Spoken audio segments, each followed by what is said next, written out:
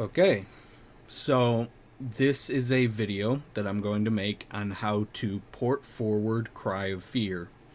This is one of the most frequently asked questions in the community, and I felt it would be easier to just make a video on it so I can link the video instead of having to explain it every time. So this works with pretty much any game that you can set up with a port. But there are other videos on how to port forward. But this one will be exclusively for Cry of Fear, and I guess the other videos are too complex or people can't find them. But yeah, so this will allow you to play co-op with friends just through your host machine instead of having to use some kind of bad external program like Hamachi, because I tried that once, gave me problems, never again. So yeah, so what you're gonna do is go into your little start menu here, and I'm using Windows 10. So it works on everything, 8, 7, whatever.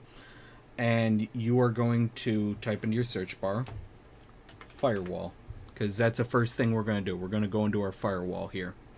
I'm gonna click open that, and here's the window we need. And another way you can do this is just by going right here into your control panel, system and security, right there, firewall, exact same window.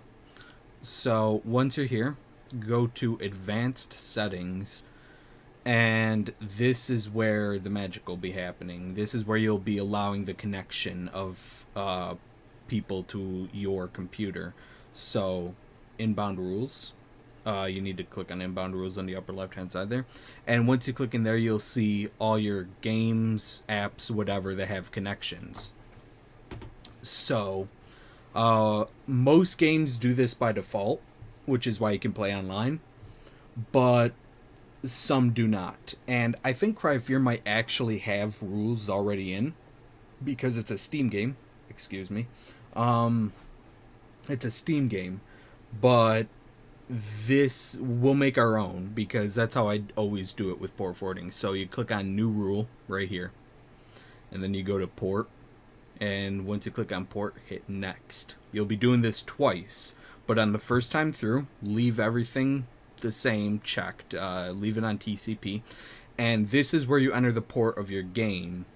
Now, most games have different ports, but I'll tell you the port right now for Cry of Fear, it is 27015.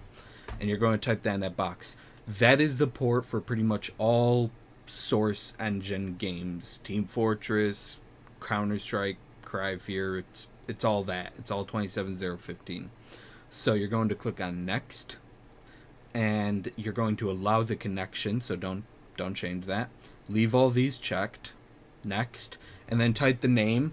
You can type whatever you want, but you should probably type the name of the game that you're doing so you don't confuse yourself. And I'm going to just type TCP here to let myself know which one I'm doing, because I'm going to delete it afterwards, because I already have these set up, but I'm just doing this for testing purposes, the demonstration I should say. So after you type the name, you're going to hit finish. You just added the new rule. Now we're going to do it again. New rule, port, same as before, hit next. But this time we're going to switch over to UDP. Now once it's on UDP, that's all you need to do. Everything else is the same, 27015. Click next, next, next. Name, Cry of Fear. And I'm going to just put UDP there so I know how to differentiate. Click finish.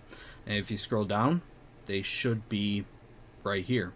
I need to refresh mine, but it's in alphabetical order, mine is, but mine are probably going to be near the bottom.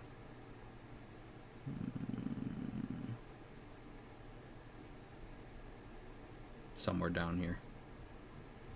Where are you? Don't hide from me. Oh, they're right up here. It would help if I could read. Yeah, so they're going to be right up here when you first make them, maybe. And you only need those two. I have 4 right here. Don't worry about that. You might have 4 also, because like I said, I think Cry of Fear might do it by default, but you should make your own anyways. Can't hurt.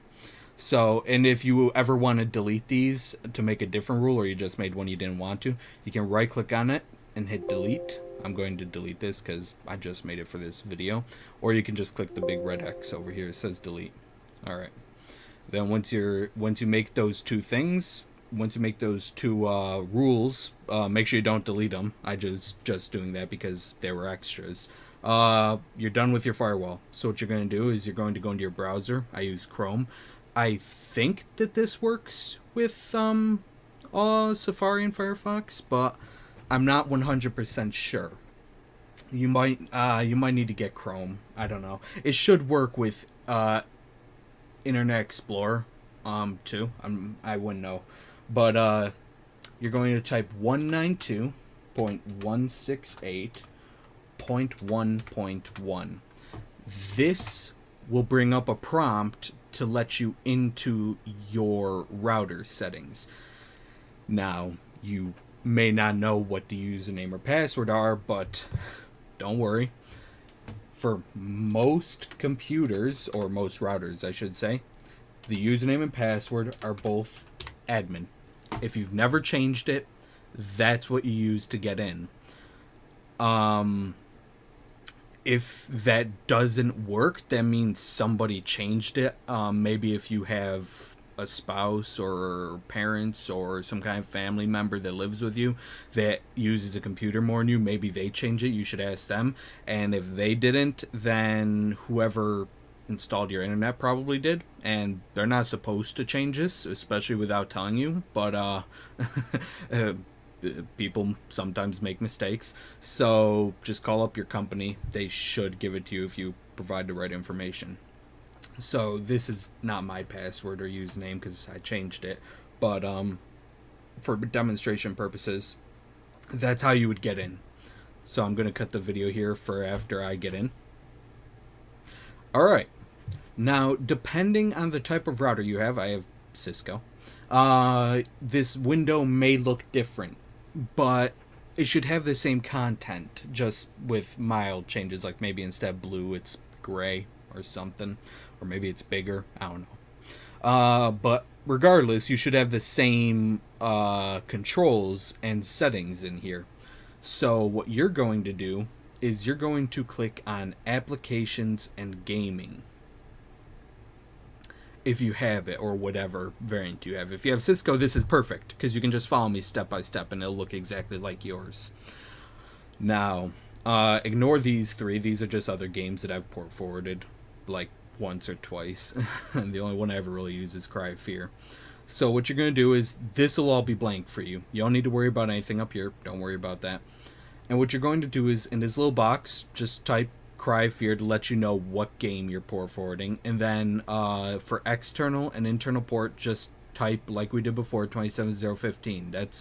That's the port for Cry of Fear, and that's a magic number to follow.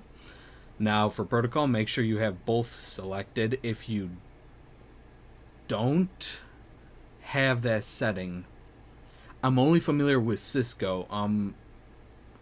All routers should allow you to click both, but if they don't, you might have to make two separate ones for TCP and UDP.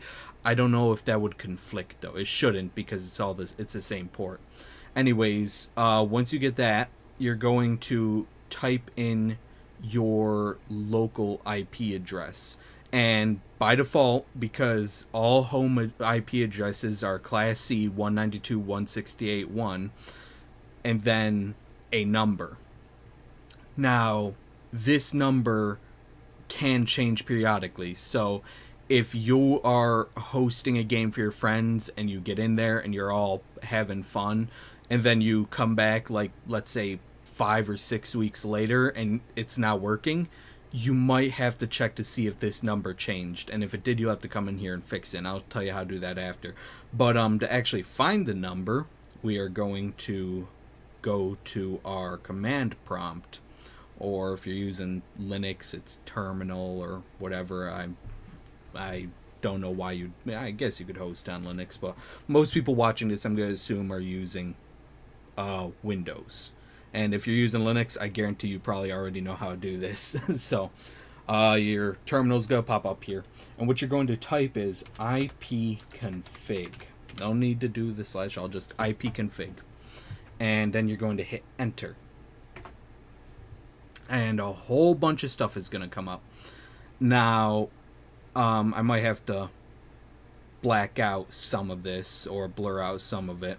But the only number that you need to pay attention to is right here, your IPv4 address. That is what you need to pay attention to. And it should say 192.168.1 and then a number. Mine isn't 130 actually, because I haven't hosted recently. It changed to 128. So remember that number, 128. Now, once you have that number, oh, not Steam, hello. Go in here. And what you're going to do is you're going to type 128 and you're going to check enabled. Then you're going to hit save settings. Now this won't work for me, but for you it should. And I'll tell you why it shouldn't work, but after we go over the next page. Once you click that and it says settings saved, click OK. It'll bring you back here. Go right here where it says single port forwarding, click on port range forwarding. Gonna do the exact same thing. Cry of Fear 27015, 27015, both, and then you're going to type your number, you're going to hit enabled, and you're going to save settings. Now, if you need to change it, like I need to change mine right now, I can't, because I'll show you what happens if I try to change it. 128, save settings, there is a port conflict. And this is because we have the same port with two separate IP addresses between these two tabs. So what you need to do is change the number, but uncheck enabled, and then hit save settings. Oh, I should probably don't change the number. I should say leave it the same, and then uncheck enabled, and then you should be good to go. Settings are successful. You should see this window. Oh, if you're doing it for your first time. Then once that's unchecked, you can go back here, and now that the other one is disabled, you can enter your new number in and leave it enabled, save settings. Good, it's 128 now. Hit continue. Go back over to here, change it to 128. I don't know why it conflicts if you don't have it enabled, but okay. Make sure you check enabled for that after you change the number 128. Save settings. You're good to go. That's all you need to know for here. So I'm going to just exit out. You can exit out after doing that. Make sure they're both enabled. It's all saved. You can double check. So once you get all that saved, you should be good to go. So we're going to boot up Cry of Fear.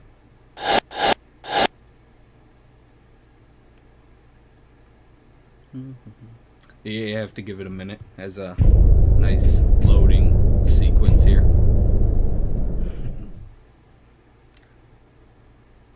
It's a lot nicer than Gray's loading sequence. Any of you who've played that mod, you know what I'm talking about. The little boot up. Come on. A little space circle. Alright, there we go. So, once you get your game all loaded up, you are now live. Anyone can join you as long as you are hosting a co-op match. Now, the maps and matches may not be the same. And the best way you can do is to just go to host server right down here, and then you can click on your little map. Like part 1, part 2, part 3, part 4, any of these, like the Suicide 1, 2, 3, 4, all this other stuff is custom stuff that you probably or don't have. But yeah, so what you're gonna do is load up a map. Like, let's say I want to load Suicide 1, for example.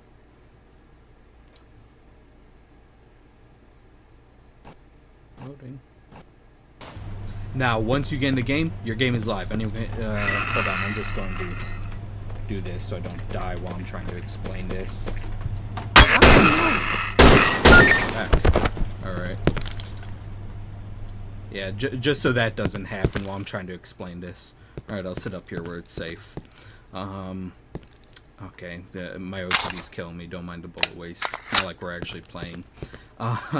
So, once you're in the game, it is live. Like, pausing it will not pause the actual game. You're still, as you can see, when I was still moving in the background there. So, stuff can still attack you. So, remember that. You can't just pause it and wait for your friend. Now, what you should do, and this is a one-time thing. The first time you're ever doing this, you should do this. I believe the game is set by default to LAN. So what you're going to do is open console, and if you don't know what console is, it's the little tilde key to the left of the 1. You're going to type SV_LAN space 1 or 0. LAN space 0. That'll make it so your game is no longer private. Oh, hello, Simon. And, well, if people couldn't join before, now they can. And in order to get them to join, they're going to have to know your IP address, and, well, they should know the port of the game is 27015, but you can give it to them. Oh, God, that's... Oh, that's unfortunate. Well, here, I'll just... There, I'll get out of the game. I was really hoping there wouldn't be something noisy in game happen. But in order to find your IP, it's not going to be the IP you found in console. Or the command line interface, the command line interface. And it's not going to be... You're not going to be able to find it in there either. It's your public IP that they need. And the easiest way to do this is go on Chrome, download Chrome, whatever, and type, what's my IP? And they'll tell you, this is mine, right here. And if they know this, they can join, because all you gotta type to join somebody is connect.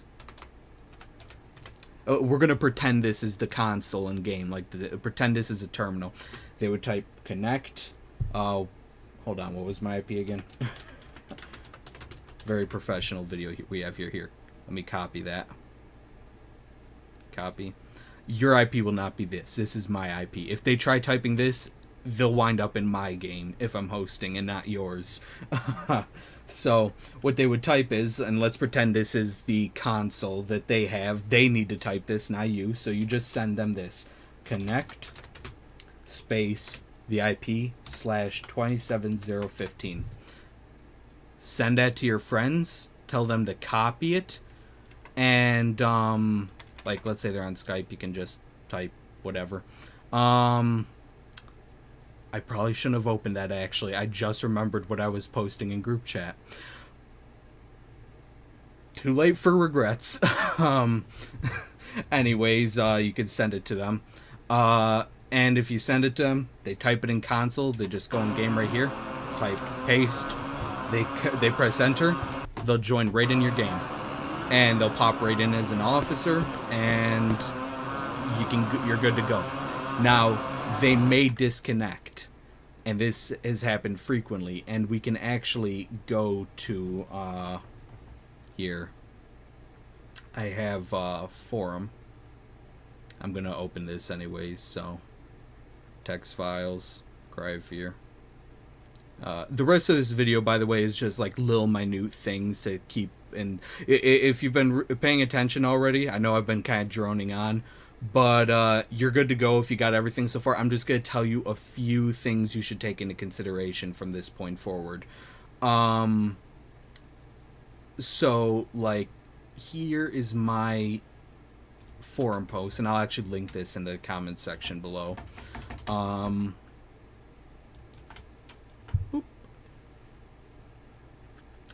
yeah, this tells me, this says if I'm online, offline, if I'm hosting, how to join.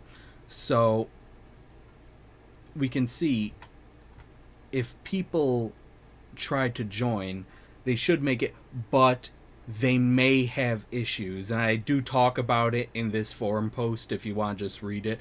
It's very briefly, like right here, if you get disconnected mid-game, just join back. You don't lose anything, you keep all your stuff.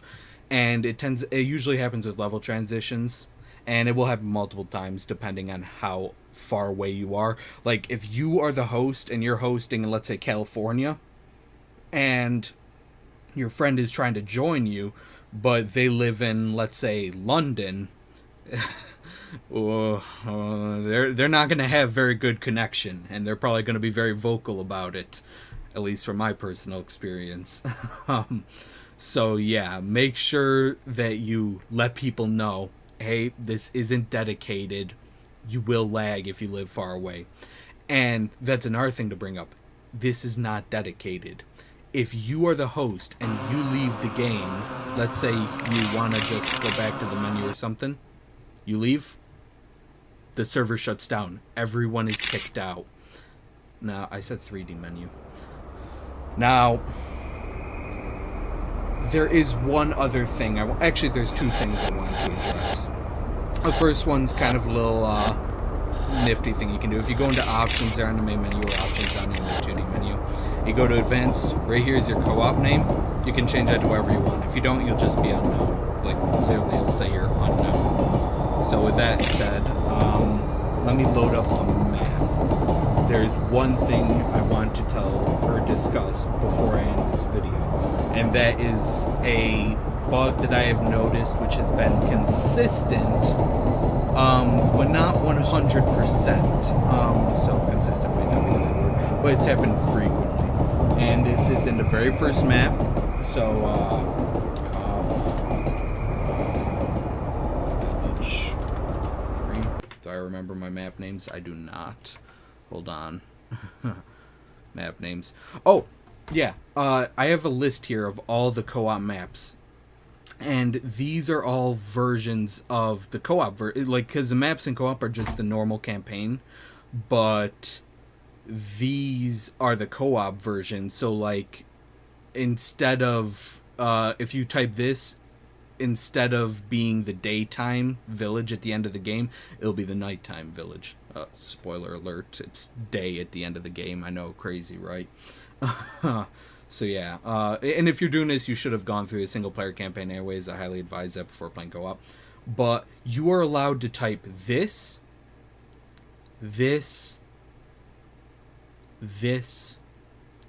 and this. Wait, what? Oh, I'm a stupid. I gotta edit that, part 4. There we go. File, save. Yeah. If you type those, you will wind up in the map in the co-op version, because those are the checkpoints. Those are the chapter switches, and people will be able to join you. However, if you type one of these intermediate levels, you will load them up. However, the game will think you're in single player, not co-op, even though it's a co-op version of the map. So I'm going to load up this first one here, Cough Campaign 01. I wouldn't advise doing it this way anyways. I think it's actually broken with the first one. Oh no. Oh no. Oh, well, hold on. The video was going so well. All to end abruptly. Cough Campaign 01. Let me remember that. I have terrible memory. So we gotta load this up.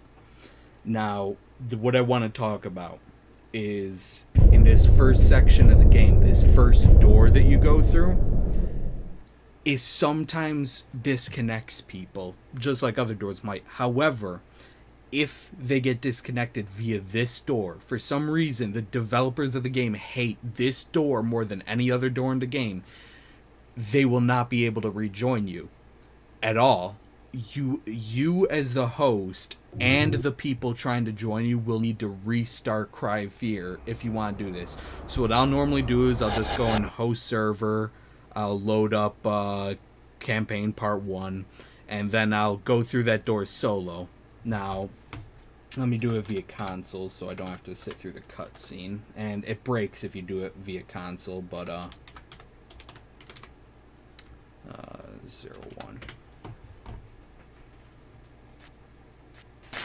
Yeah, it's broken.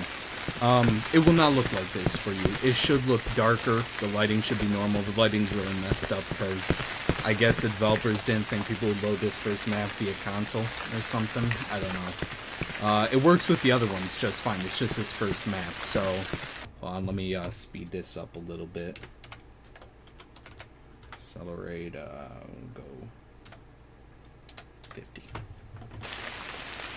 So, there are some nice things about here, like you get ammo. Oh, you get ammo right off the bat here, and there's like there's a syringe back here on this step. And let me walk. There's another syringe right here by the van. So there are some benefits to trying to load up, and plus they'll get the little plot because there's a little cutscene when you start it up like this. But this door, if they try to go through it, it might cause them issues.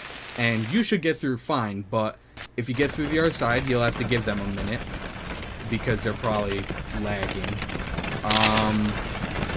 And if they don't get through, and they said their game crashes, you'll probably both have to restart Cry of Fear, but aside from that, it should be fine. And if you can see my dead body there, and the game over screen just to prove. I'm gonna get it out because that was really loud. If you could see my dead body, I didn't have the police officer's hands or Simon's. I didn't have the police officer hands or the police officer game over screen, because police officer game over screen will just start right back up normal again. Because the game thinks you're single player, so even though that was co-op, like the co-op version of the map, if it was loading it in single player, which doesn't happen if you do it via here with these menus. And just to show that it's not the first map. Cough Village 2.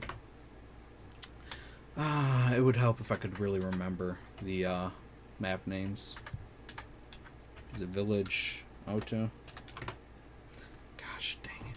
Oh well, we'll pretend I remember what it is. Here, we'll try Asylum.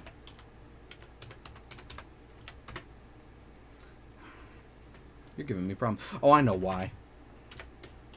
I'm a stoop, that's why. That's why. I need to see there. See? Oh, I still have the... Let me fix that. Oh, another thing. You notice that when I pause the game, it's actually paused. This means I'm in single player, not co-op. Another quick way you can test it. But same thing with terminal. Let me fix the acceleration. What was that? 4 should be good. So, if it's the problem. You can see same enemies. Kill. You can even hear that's Simon. That's not the cops. So that should be everything you need to know for port forwarding Cry of Fear and playing with friends. So port forward it, play with friends, stop bugging the community to learn how to port forward, because I'm just gonna put this video right smack dab in the comment section every time. Alrighty, well, thanks for watching.